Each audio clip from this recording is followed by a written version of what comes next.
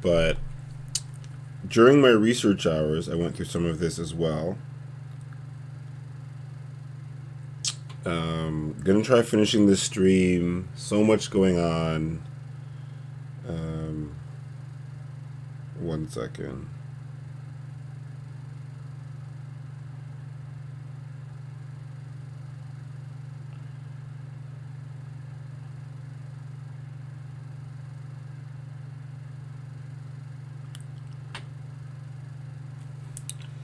Okay, so sorry, I'm gonna make sure I'm streaming first. That's like the first part of all of my streams. Just because I don't have a great way of doing, I don't have a dual monitor here. I know I'm live. I need to make sure I can hear it though. And I can hear something, so we're good to go. Okay, now we're going through this QAP article written by Vitalik. Quite a famous article, and ooh, captions as well, very cute. So you don't have this. Modulo and comparison operators not supported. Again, I'm going to take this note very quickly because I've already gone through this, and I just kind of want to make sure I have notes for later. But this is a good thing because no efficient way to do modulo conversion directly in finite cyclic group arithmetic. That's the reason. And this is why it's good. If there was,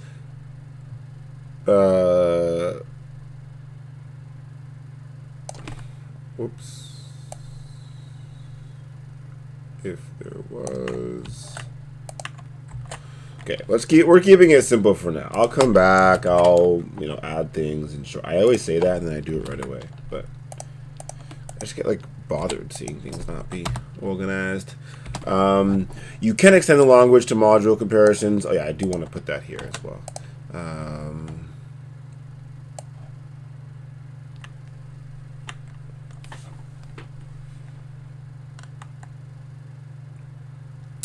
You can extend the language to module and comparisons by providing bit keep decompositions as auxiliary inputs.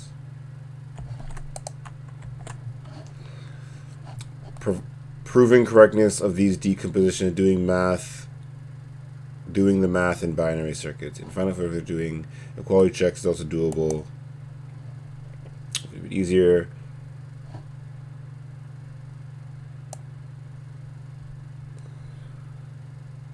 I don't care about how.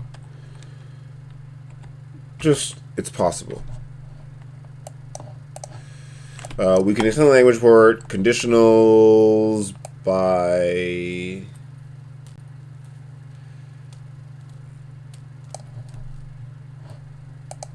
converting them to form.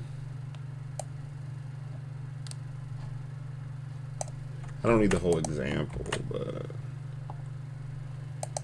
sure.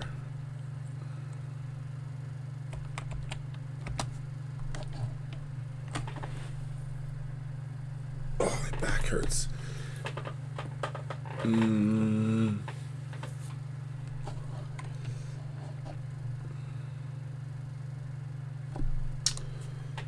just trying. It's possible, okay? All this stuff is fun and possible. Now let's go through this process step by step. If you want to do this yourself, there's a compiler, educational purposes only.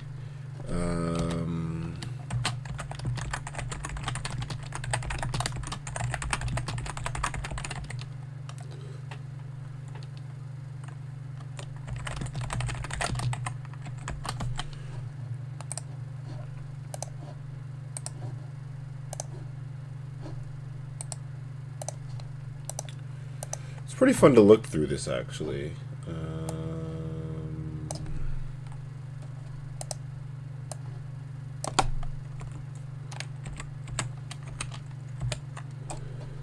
Okay. Don't use it. Good enough.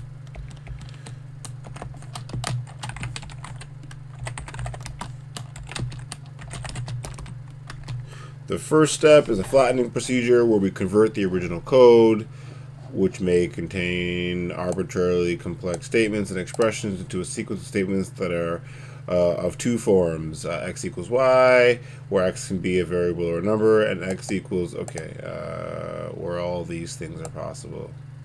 Okay, so I'm just going to like cut out all of that. Procedure.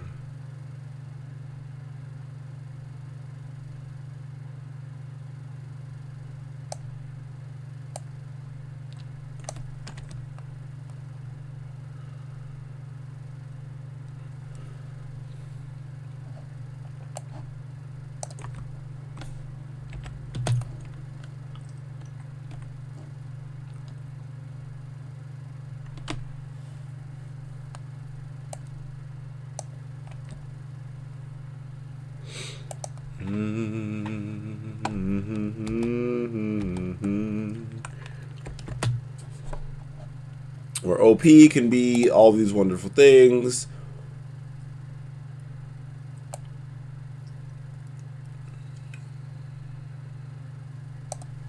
Let's keep this part. I kind of like that.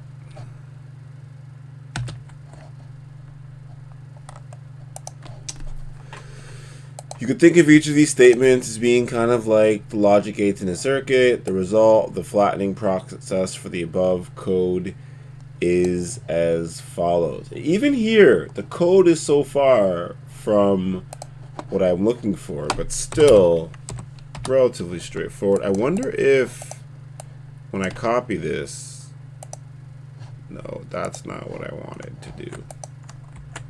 Nope. I was wondering if it would give me a little one of those.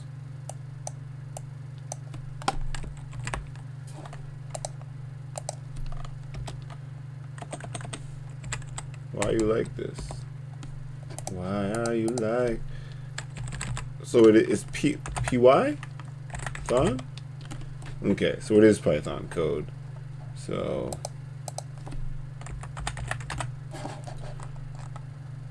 okay, so I just like seeing the colors. Makes my eyes not hurt. Seeing all the same color all the time. So you have sim1, which is going to equal x times x. Right now you have x squared. Y is going to equal sim1 times x. And I have x cubed.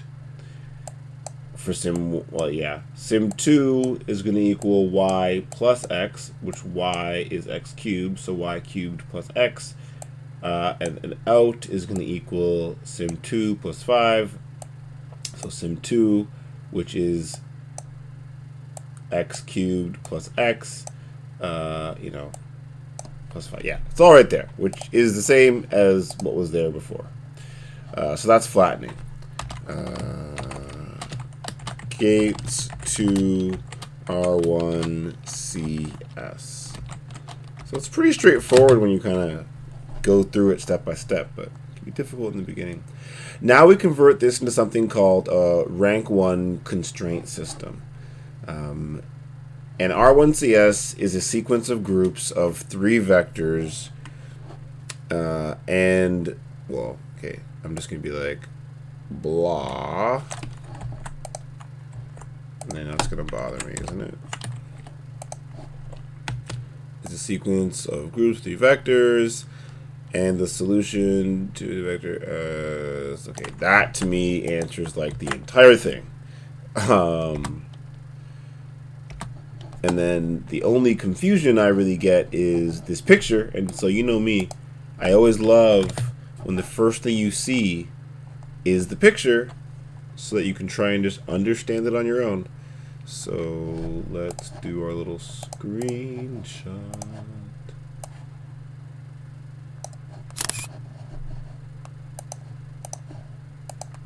Copy to clipboard and save. Okay.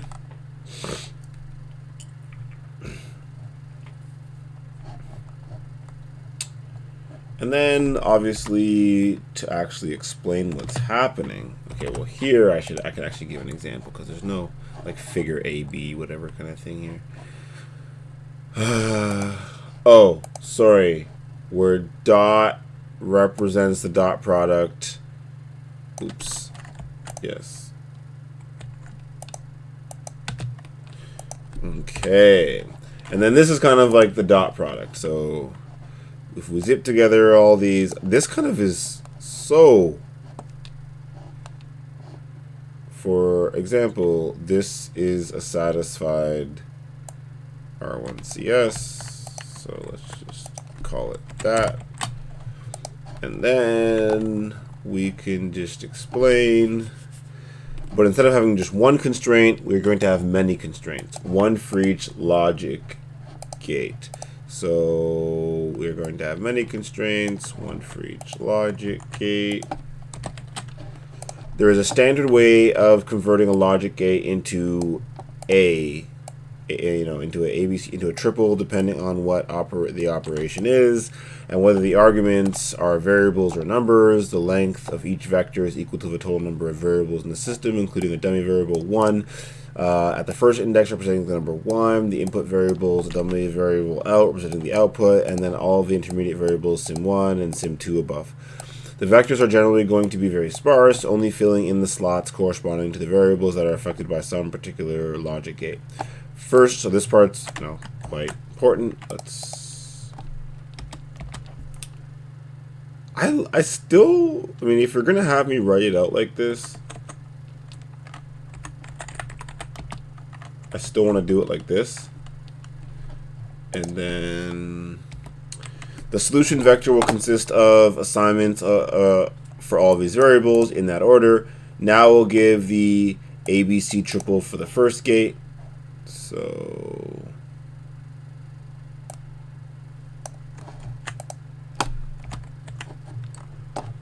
which is this bad boy. Kind of like the way it I'm not even sure really, it's not really Python anymore, is it? It's just any kind of code block. But again, the coloring helps me see things, so I'm gonna say it's Python. Anyways, you can see from the solution that the vector contains 3 in the second position. Right? Oh, yeah.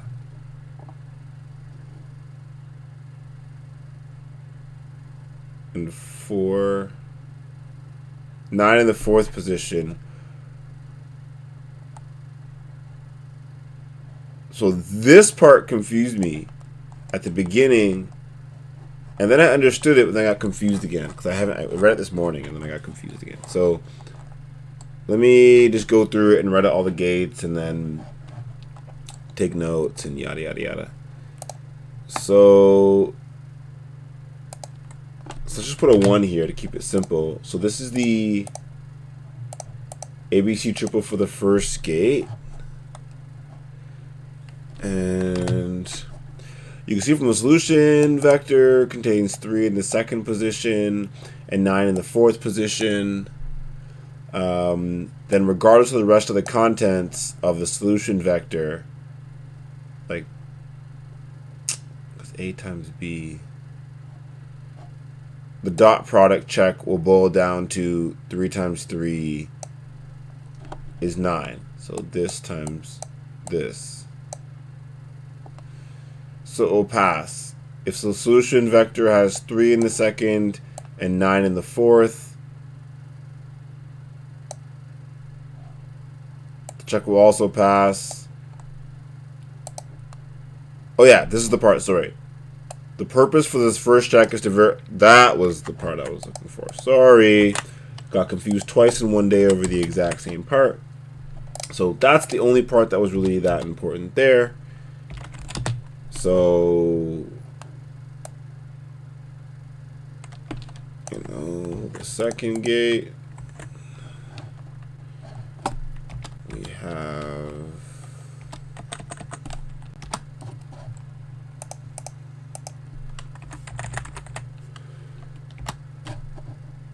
this here.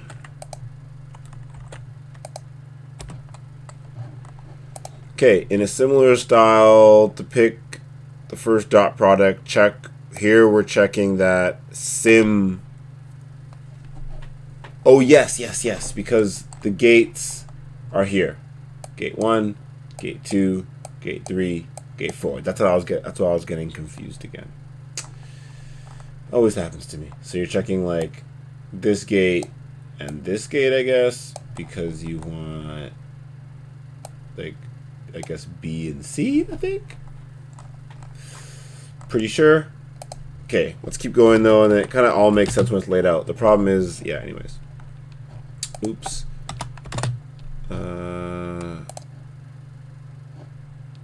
Here we're checking that, and this is when it kind of clicked to me, I think. Like, oh yeah, that makes sense. Oops.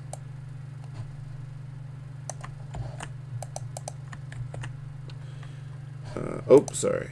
Here we're checking that.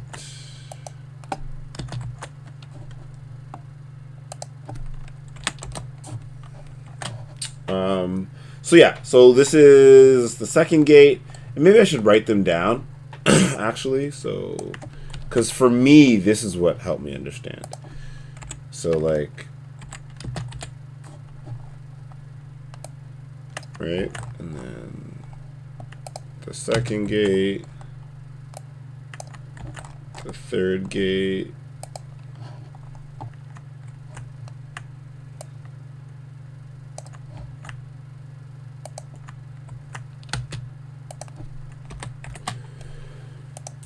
okay.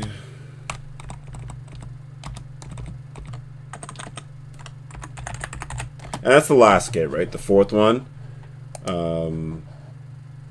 That's the last thing we're checking. How do you do this whole... Oh. Interesting. Okay.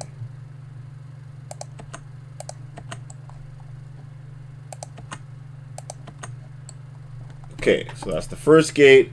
We're checking that. Sim 1, the A is equal to, like, I guess this by this. I don't think this is like the right one. I think it's just showing an example.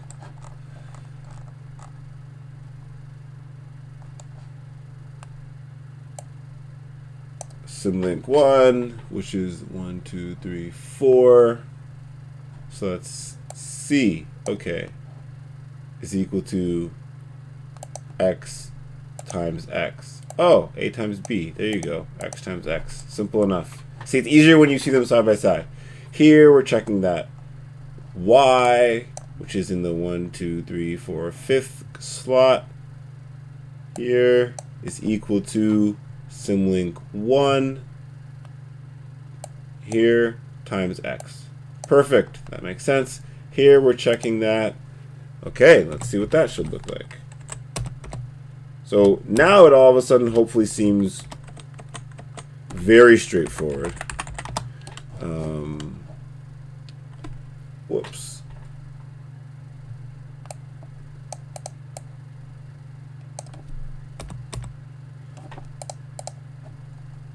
Third gate. Where's the fourth gate?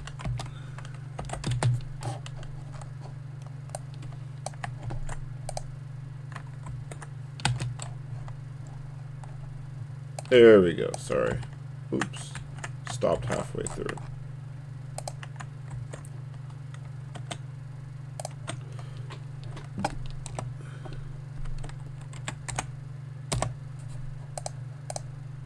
Okay.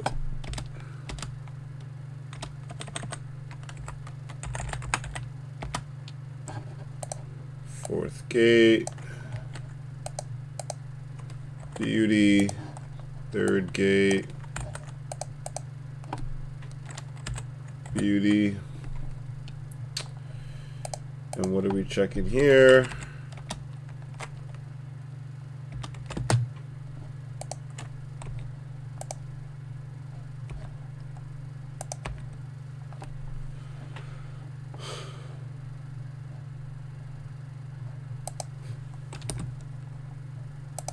Spacing stressing me out.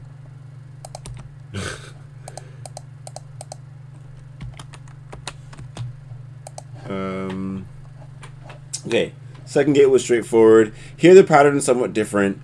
It's multiplying the first element in the solution vector by the second element, then by the fifth element, adding the two results, and checking if the sum equals the sixth element. Because you have like the sim2 which already dealt with, like, how you got sim 2 was from, I guess, sim 1 stuff, so you get more stuff going on. Very interesting. Okay, let's, because the first element in the solution vector is always 1, this is just an addition check, checking that the output equals the sum of the two inputs.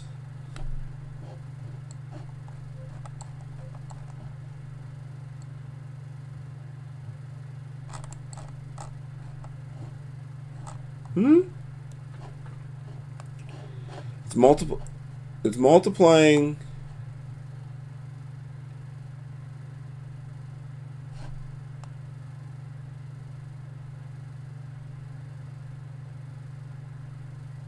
Yeah. Sim 1 times x is equal to y. We're always checking that, right? Like,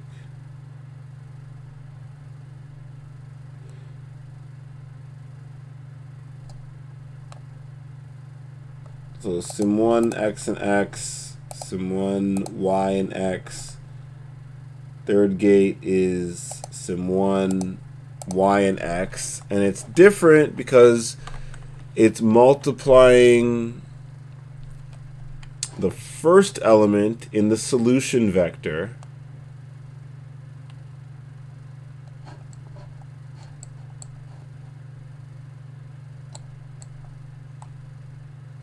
Man, you're confusing me. It's multiplying the first element in the solution vector by the second element, then by the fifth element.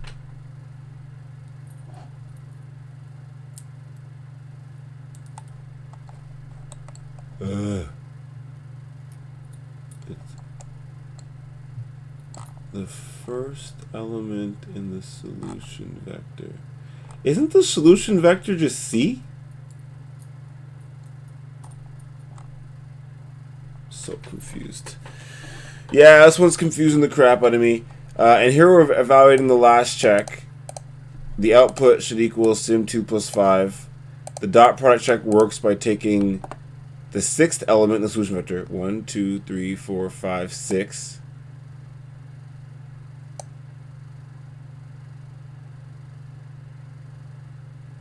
Adding 5 times the first element. The first element's always 1. Why am I so confused here? I feel like it's so straightforward, but I'm so confused for some reason. I don't know why.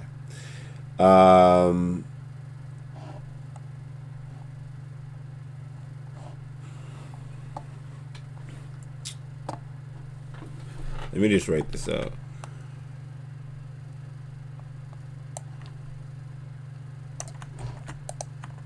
I don't know why this is so confusing for me right now. I'm so lost. The dot product check works by taking the sixth element in the solution vector. The sixth element in the solution vector, which is sim2. Okay. Adding 5 times the first element, which is 1. So 5 times 1.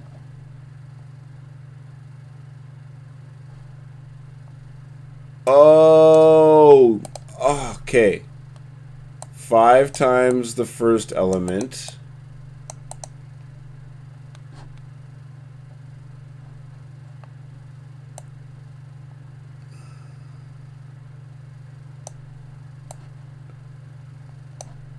And checking it against the third element. What's the third element? 1, 2, 3. The output. Yeah, checking it against the output. See, this makes sense when you write it out for me. I'm seeing this 5 times input 1.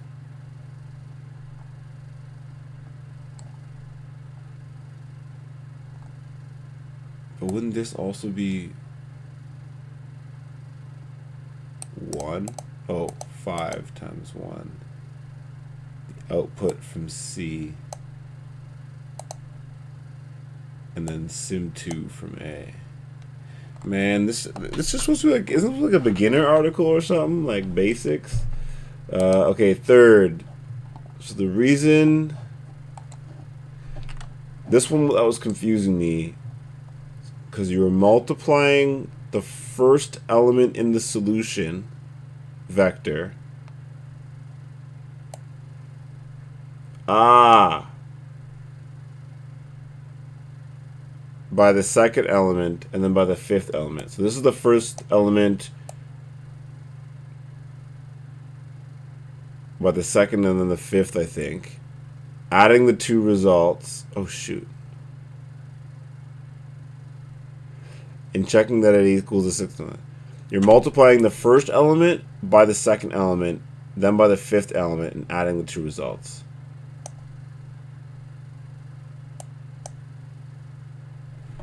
But Sim 1 is where you add the results. What the fuck?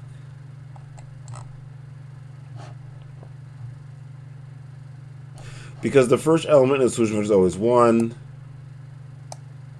This is just the addition check. See, I'm not getting this.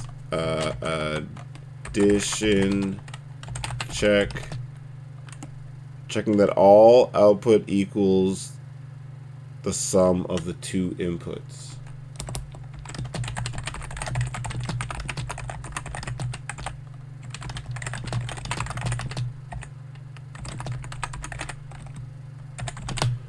I'll have to admit, I feel a bit confused here. So we're checking.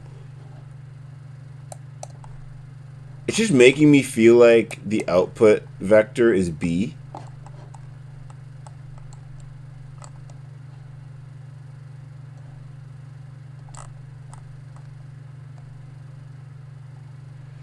It's multiplying the first element in the solution vector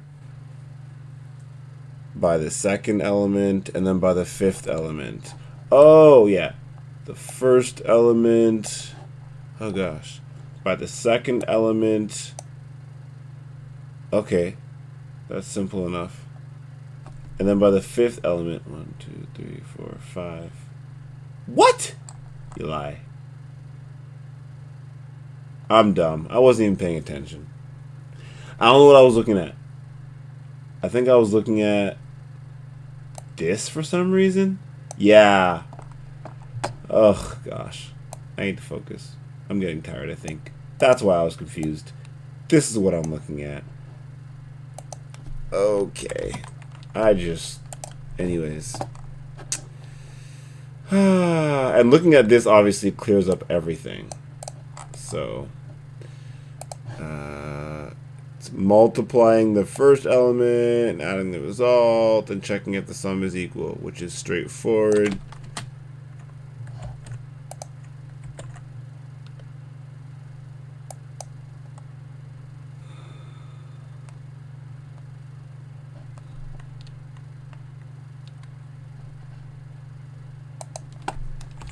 It's just too long.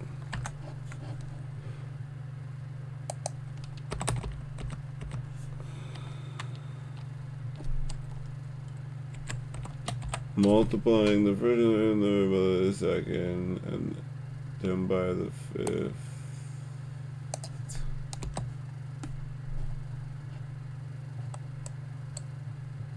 Honestly, I don't even need this. It's like once you, I just forget and then I remember and I feel stupid. Okay. Okay, the dot product check works. Okay, so like, dot product checks works by taking the sixth element in the solution vector, adding 5 times the first element. Reminder, the first element's 1. So this means adding 5 and checking it against the third element, which is where we store the output variable, and there we have our R1CS. Okay, so the dot product check. Sure. 4 constraints. Beautiful. The witness is simply the assignment. Okay, this part sounds simple, right? The witness is simply the assignment. Oh my gosh. What? That's not today. I feel like that's not a real thing. Yeah, that's not a real thing. Wait, what?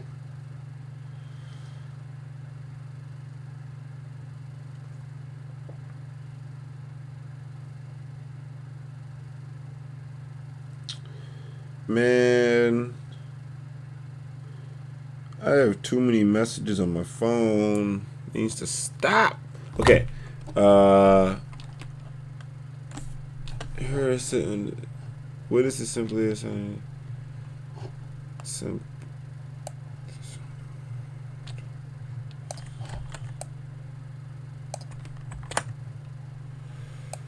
And then gonna put this.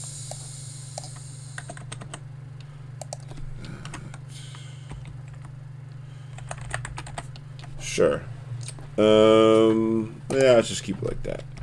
You can compute this for yourself by simply executing the flattened code above. So, executing this. Oh gosh, which seems like a lot of work to do all this, right? Starting off with the input variable assignment x equals 3 and putting in the values of all intermediate variables and output as you compute them. The complete R1CS put together is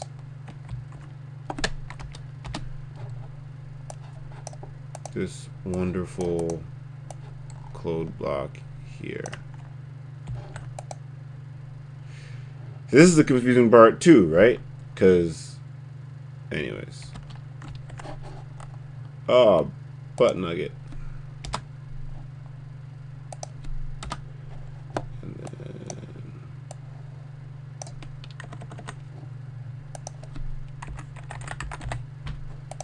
Okay, so I think the complicated part here for me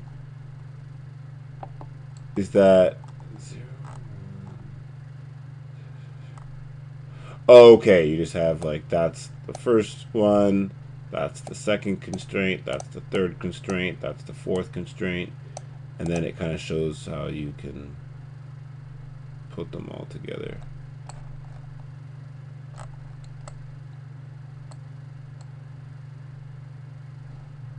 So A has, you know, kind of line them all up. Cool. And now talking about the fun stuff, going from R1 rank 1 constraint system, which I guess I finally understand somewhat, although writing my own would be a pain in my buttocks. But I'm glad I got that down. So hopefully anyone that wants to understand R1CS somewhat, or how you might start understanding how you might write this out, I would agree. This article is pretty straightforward. You know, you start from an equation. You know, you prove that you can know the solution to some cubic equation. This is my cubic equation. This is the solution. I want to prove I know the solution. I make my rank 1 constraint system. This is my rank 1 constraint system. So we have it. It is here. We've just built it out over this weird stream thing we've been doing. And I do have to go in like a minute or two, so I will definitely not be able to have so much fun going through the QAP side of things. But in my opinion, it's a complete like separate part of the article. I will do my best to take notes on this, so I'm just going to quickly... Am I on the right thing? I think so. Oops.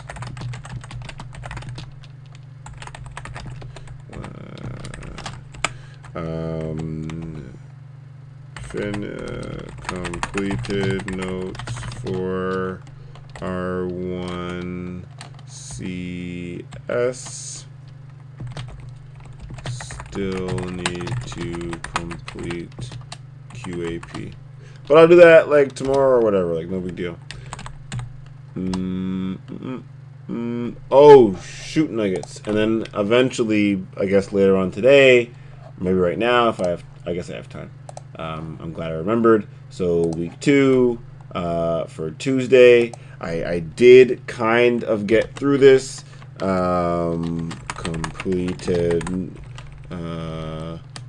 Completed notes on R1CS at least.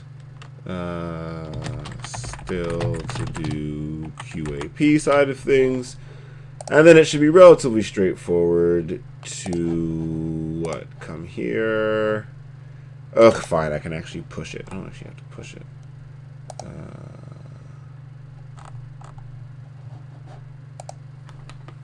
But just to get the link. Okay. Research, books, articles, QAP. Okay.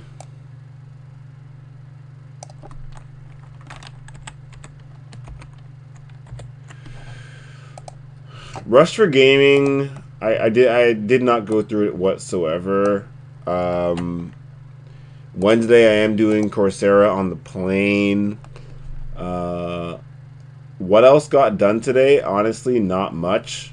You know, Uncloak meeting was good. Oh, I started working on... Oh, I did do stuff. One second. Let me see if I could actually find it. Repositories, Uncloak C. Yeah, I started... You know what? Let's just put this here. I started my Uncloak C repository. I'm proud of myself. So here you go. Started, you know, Uncloak C repo. Push my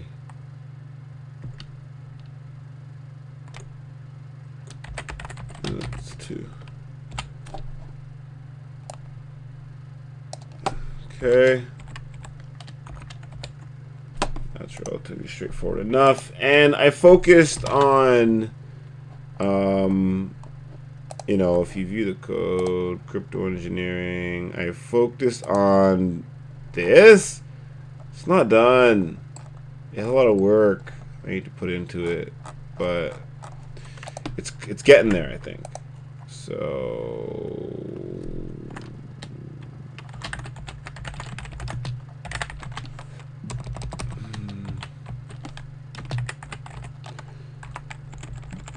oh gosh. Okay, Wednesday Coursera.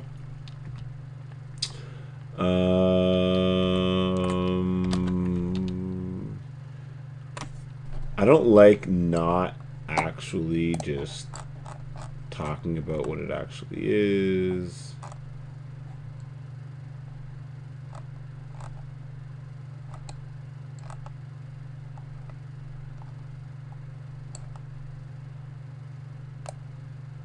So Coursera crypto.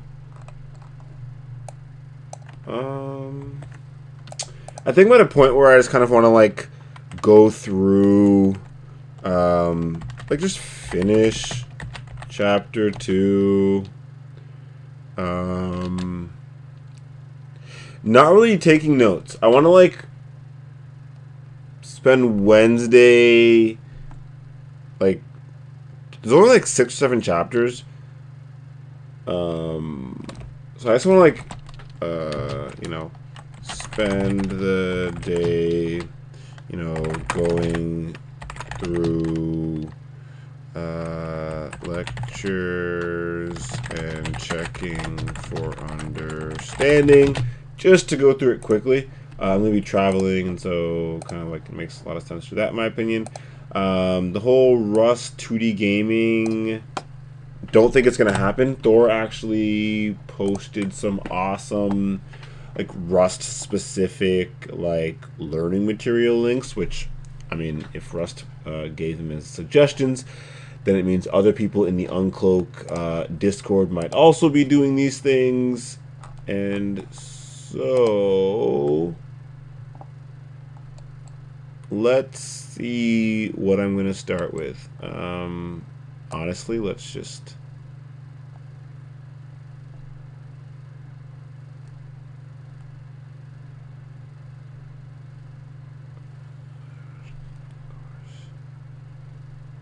let's just copy and paste all of it quickly. And just put that there.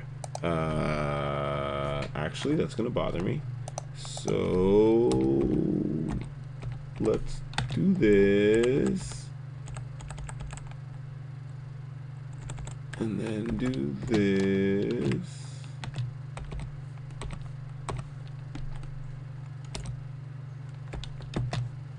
What is happening right now? Why are you doing this to me? Okay, so that worked. That worked.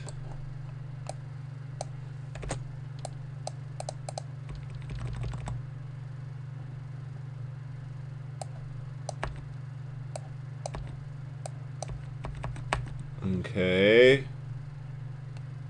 For some reason, that worked. Okay, perfect. I guess I just need to hit the space bar. There we go. Oh, they're so long that... ugh. Oh, because... I'm dumb. My bad. Oops.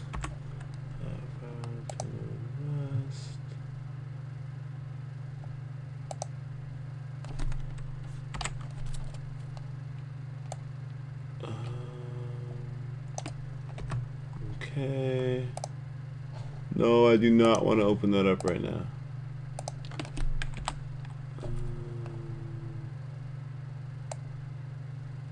These are the fun things that I'm hoping to do over the next week or so.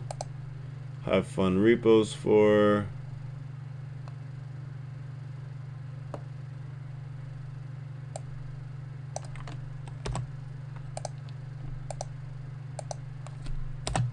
There we go. I don't know why.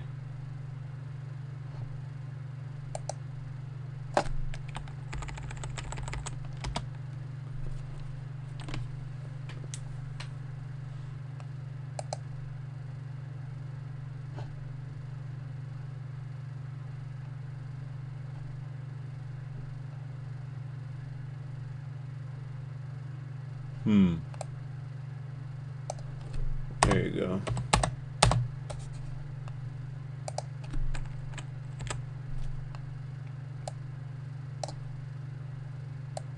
And I definitely have to go now, eh? But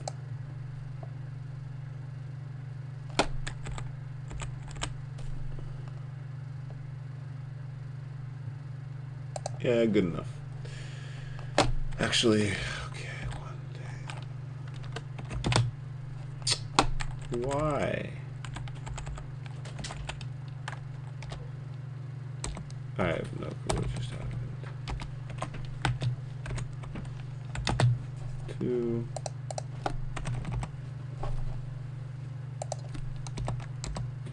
What?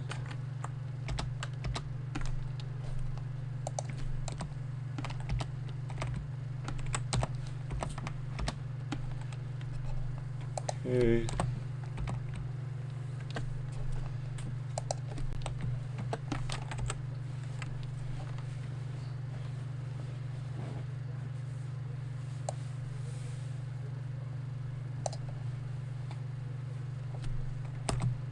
Okay, let's see how that looks. Whoops.